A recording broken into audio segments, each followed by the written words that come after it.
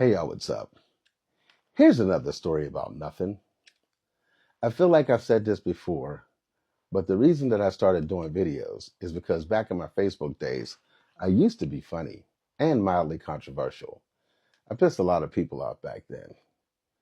Y'all should really see the video about my circumcision post, but that was a long time ago. I also used to have just under 300 friends. My numbers are now significantly lower, and I think I reached something like 4 people. The numbers aren't important. I'm just getting shit off my chest. And if a couple of folks come along for the ride, cool. Since people have issues reading and the platforms that I currently reside in don't support it much, visual stimulation works from time to time. And if the subject is interesting enough, people will watch most of it, if not the entire video. The real reason, though, I finally relented and went to open a TikTok account to watch videos. There, I found somebody had already used my email address to open one. So I hijacked the account, deleted their videos, and removed the followers because you need the email address in order to log on anyway. I mean, they could have used the phone number, but pardon me, I'm waffling. The reason for this post, it's Pride Month! People who know me personally know that I've been wearing a kilt every day for over 3.5 years.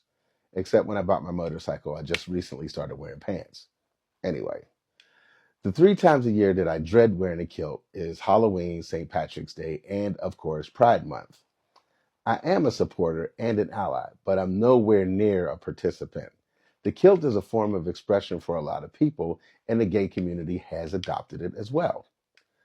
I recently went to my buddy's camp over the Memorial Day holiday.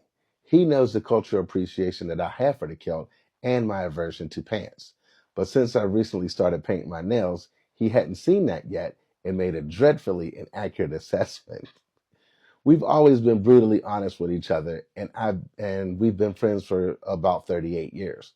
But I was taken aback from the insane question that he formed his mouth to ask. So, have you gone full catcher or what? Dude, are you serious? I know there are a lot of people that come out later in life, but my appreciation for the female form and abhorrence for butt stuff makes it highly unlikely to travel down that road. Ever. Side note, I am currently writing something on the subject of pucker sex. I'm just trying to figure out how to put it together. Anyway, there are 2 times in particular where I've encountered being hit on by gay men. I was younger and prettier back then. The first time a gay man ever hit on me was in my mom's church 25 years ago. With absolutely no respect for personal space, he approached me out of nowhere and got a little aggro, asking for my phone number, with my wife and sister there to bear witness. They thought it was funny. I failed to see the humor. You're in a church environment trying to put your Mac down on another man. So disrespectful. Don't you have somewhere to be? I think the choir's calling you.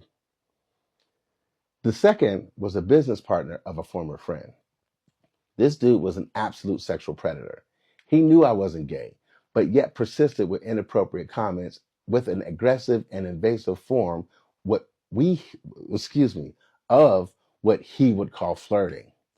And I told this cat to back off many times because I'm a pretty violent person in nature, but I also exercise a measure of diplomacy. And besides, assault is not something that I need on my record. He even grabbed my ass once when I was leaving a gathering. It took a lot of restraint not to swing on this dude. Did I enable his actions? I don't know. I just didn't want to go to jail. In these 2 instances, I believe these fellas' gaydar was broken because I've been to gay bars before because the drinks were cheaper and they had karaoke. I've never been approached in any of these places, thus proving I cannot possibly be that attractive to other dudes.